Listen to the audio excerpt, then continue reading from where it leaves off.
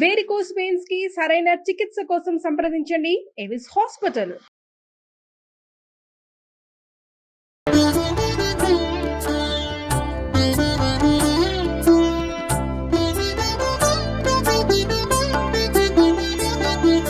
నమస్కారం. మాఘపురాణం 30వ అధ్యాయం చివరి రోజుకి వచ్చాం. అయితే ఇన్ని రోజులు శ్రద్ధగా విన్నాం. ఈ ఆఖరి రోజును కూడా శ్రద్ధగా వినేసి అమావాస్య నాడు కూడా స్నానం చేస్తే ఫలితం లభిస్తుందండి. అంటే మాఘ స్నాన ఫలితం లభిస్తుంది. నిజానికి ఒక రోజు ముందే సంక్రమణం అయిపోతుంది. ఒకరోజు ముందు అయింది. అయినా కూడా అమావాస్య నాడు స్నానం చేస్తే ఫలితం లభిస్తుందని చెప్పబడింది. కాబట్టి ఈరోజు చేయొచ్చు కుదిరితే గనక. మాసములన్నిట్లోనూ మాఘమాసం అత్యంత పుణ్యదాయకమైంది.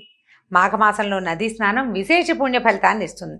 నది లేకపోతే ఏ నీటి తావు ఎందైనా స్నానమాచరించి మహావిష్ణువుని కానీ పరమేశ్వరుని కానీ భక్తి శ్రద్ధలతో పూజిస్తే తాను చేసిన ఘోర పాపాలన్నింటినీ హరింపజేసుకోవచ్చు. మాఘపురాణాన్ని వినడము, మాఘమాస వ్రతాన్ని ఆచరించడము, భగవంతుని పూజ, సంకీర్తనలు, భజనలు, దాన ధర్మాదులు మొదలైనవి చేస్తే శ్రీహరి ఆ పరమేశ్వరుడు మనని ఎల్లప్పుడూ సర్వదా మన వెన్నంటి కాపాడతాడు. విష్ణులోక ప్రాప్తిని, తర్వాత కైలాస ప్రాప్తిని కలుగజేస్తుంది. కాబట్టి సర్వులు మాఘమాస వ్రతాన్ని ఆచరించడము ఎంతో శ్రేయస్కరమని చెప్పబడిందట. అయితే పూర్వం అనంతుడనే బ్రాహ్మణుడు యమునా నదీ తీరంలోని ఒక అగ్రహారంలో నివసించేవాట. అతనికి పూర్వీకులు ఇచ్చినటువంటి వంశపారంపర్యంగా ఉన్న ఆస్తి అధికంగా సంక్రమించి ఐశ్వర్యవంతుడు అవటంతో అహంకారిగాను, మొండిగా, మూర్ఖంగాను ఉండేవాడట. విద్య అంతంత మాత్రం. నిత్యం ఇంటి నుంచి డబ్బులు పట్టుకెళ్ళి దుర్మార్గులతోనూ దుష్టులతోనూ తిరుగుతూ జులాయిగా తయారయ్యాడు. చెడు అలవాట్లకి, దురభ్యాసాలకి లోనయ్యాడనమాట. తల్లిదండ్రుల హితబోధలు వినక తన ఇష్టానుసారంగా ప్రవర్తించేవాడు. ఏనాడు దైవ చింతన చేయలేదు, పాపభీతి లేదు. ఆ రకరకాల దురభ్యాసాలు, దుర్వ్యసనాల పాలైపోయాడు. పేర్లెందుకు, బోల్డని ఉన్నాయి వ్యసనాలు, సప్తమహావ్యసనాలు ఏర్పడ్డాయి. అయితే సకల దుర్గుణాలు వచ్చేసాయి.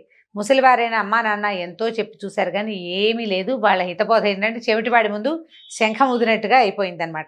ఇక కాలమే వాడికి సమాధానం చెప్పాలని ఆ పెద్దవాళ్ళు సరిపెట్టుకుని ఊరుకున్నారు. ఇలా ఉండగా కొంతకాలానికి వాడికి కొంచెం మెల్లిగా జ్ఞానోదయం అవటం మొదలుపెట్టింది. ఎందుకని, ఎలా అయిందో చూడండి. శుభ్రంగా ఉంటే ఎవరికి జ్ఞానోదయం కాదండి.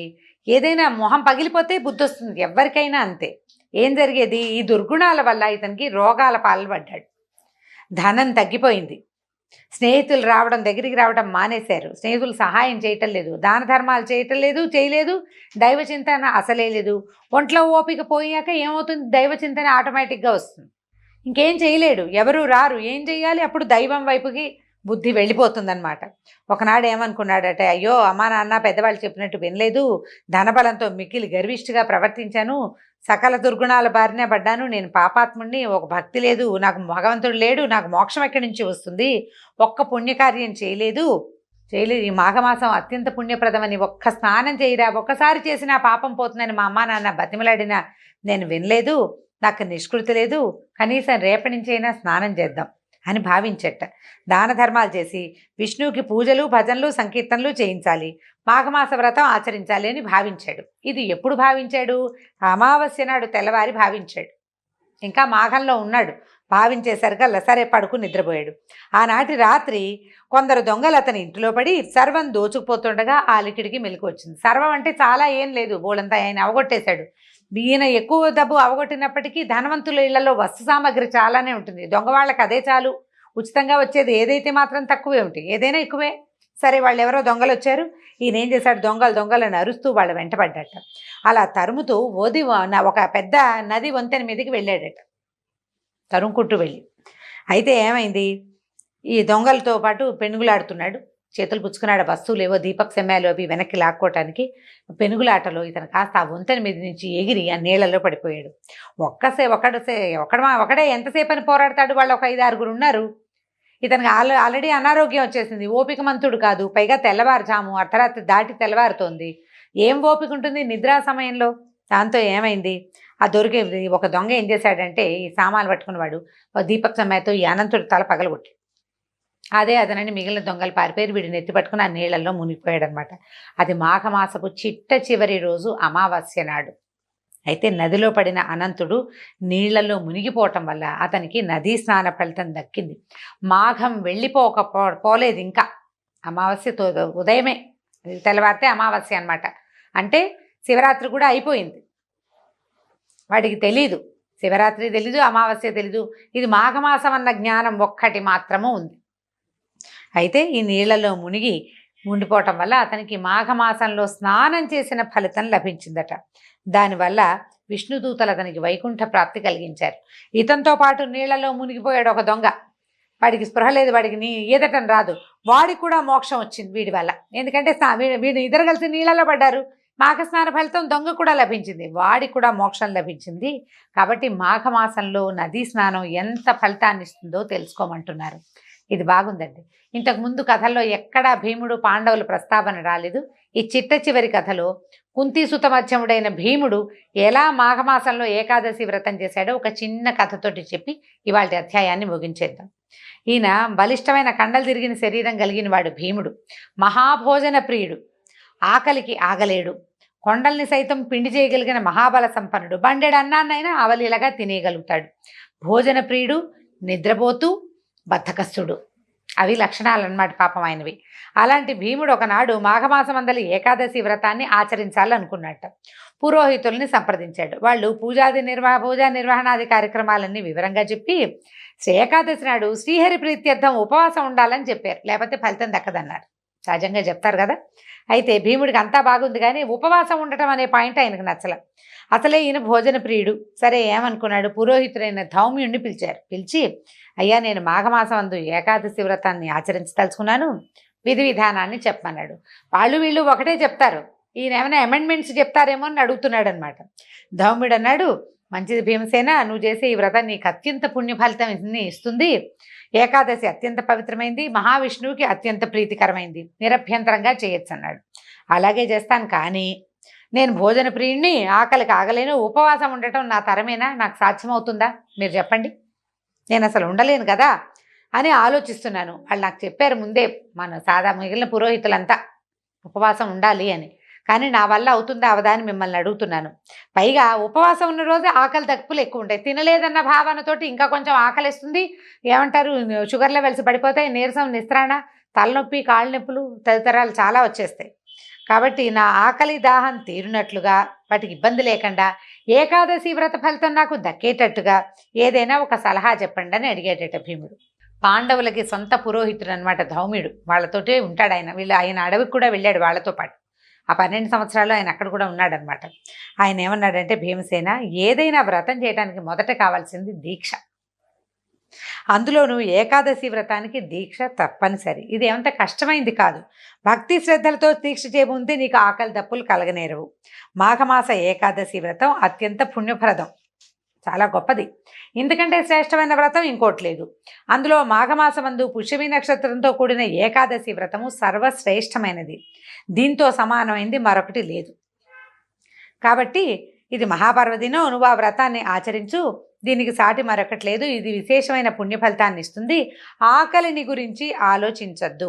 దీక్షలో ఉన్నవాడికి ఆకలి కలగదు. ఫోకస్డ్గా ఉంటే కలగదనమాట.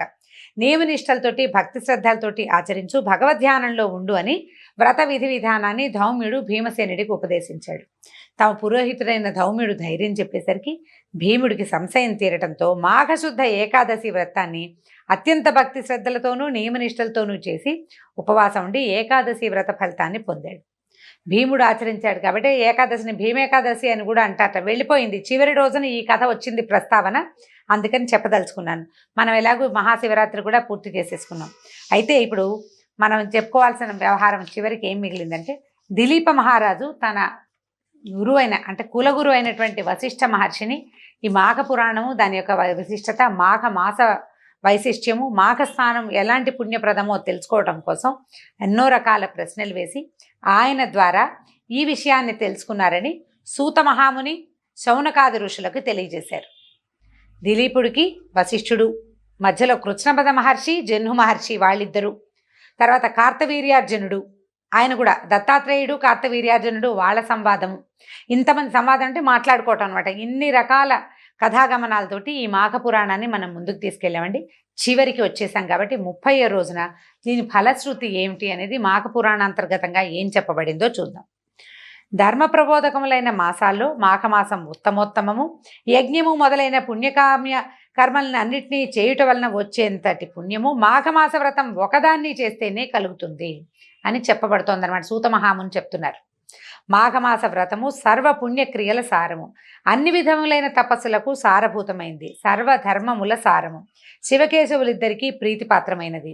సూర్యుడు, అగ్ని, బ్రహ్మ మొదలగు దేవతల దయను కూడా కలిగిస్తుంది, సర్వ సుఖాల్ని ఇస్తుంది. ఈ మాఘమాస వ్రతాన్ని గురించి నేను చూసిన దాన్ని, విన్నదాన్ని గురించి మీరు అడిగినంత మాత్రంతో నేను చెప్పాను. మానవుడు అన్ని ధర్మాల్ని ఆచరింపలేకపోయినప్పటికీ మాధవ ప్రీతికరమైన మాఘమాస వ్రతాన్ని విడువక ఆచరించినట్లయితే సర్వధర్మాల్ని ఆచరించడం వల్ల వచ్చే ఫలితం పొందగలుగుతాము. ఈ పురాణాన్ని శ్రీహరి సన్నిధిలో చెప్పేవాడు, భక్తితో వినేవాడు ఇహపరములందు సర్వసుఖాల్ని పొంది తుదకి శ్రీహరి సాన్నిధ్యాన్ని చేరుతారు. సూతుడు ఈ రకంగా చెప్తున్నారన్నమాట. ఈ విషయాన్ని చెప్పి ఏం చెప్తున్నారు? మాఘమాసం చాలా గొప్పది, రోగాల్ని పోగొడుతుంది, సర్వైశ్వర్యాల్ని ఇస్తుంది, ఆయుర్దాయాన్ని పెంచుతుంది, విష్ణు సాన్నిధ్యాన్ని కలిగిస్తుంది, ముక్తిని కోరిన వాడికి ముక్తినిస్తుంది, కోరిన కోరికల్ని ఇస్తుంది. వినయ విధేయతలు కలిగిన శిష్యునికి, శ్రద్ధ కలవానికి, మంచి నడవడిక గలవానికి, ఆత్మజ్ఞానికి ఈ వ్రతాన్ని చేయండి అని చెప్పాలట. అంటే ఇప్పుడు శ్రద్ధగా వినే వాళ్ళందరికీ ఈ లక్షణాలు ఉన్నాయన్నమాట.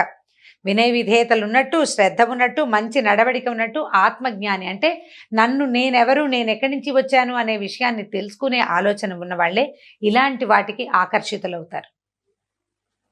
పురాణాలు అవి వింటమంటే ఏమిటి, ఇది ఎక్కడి నుంచి వచ్చింది? ఆ తర్వాత మెల్లిగా మనం మన వైపుకి ప్రయాణం చేస్తాం. ఇలా పురాణం నుంచి భగవంతుని వైపు, భగవంతుని నుంచి మన లోపలికి మనము ప్రయాణం చేసే అవకాశం దొరుకుతుంది. ఈ రకంగా సౌనకాది మహామునులకు రోమహర్షుని పుత్రుడైన సూత మహాముని నైమిషారణ్యంలో మాఘమాస వ్రత మహత్యాన్ని వివరిస్తూ ఈ కథలు చెప్పారు. ఇందులో కొన్ని శివుడు పార్వతికి చెప్పినవి, దిలీప మహారాజుకి వశిష్ఠుడు చెప్పినవి, కొన్ని కృష్ణమధుడు అనే ఋషి జన్హు మహర్షికి చెప్పినవి, వీటన్నిటినీ కలిపి ఇందులో మళ్ళీ మనం చెప్పుకున్నాం కదా, దత్తాత్రేయుల వారు కార్తవీర్యార్జునుడికి చెప్పినవి, ఇలా ఎన్నో కథలని మనం చెప్పుకున్నామండి. ఈ పురాణ కథల్ని సూత మహామునికి తెలియటం వల్లే ఆయా సందర్భాల్లో ఆయా వ్యక్తులు ఎవరెవరికి చెప్పారో చెప్పిన సందర్భం ప్రకారం గ్రహించాలి. ఈ రకంగా మనం మాఘ పురాణాన్ని ముందుకు తీసుకెళ్ళామండి. 30 రోజులు శ్రద్ధాభక్తులతోటి చాలా బాగా విన్నారు. అయితే ముందు ఇంకేం చెప్పగలమో చూద్దాం, ఏం చేయగలుగుతాము అని. అయితే ఇందులో చెప్పబడినవి ఈ సంవత్సరం చేయలేకపోయాము లేదా బాగా చేయలేకపోయాము అలాంటి భావాలకి లోనవ్వద్దండి.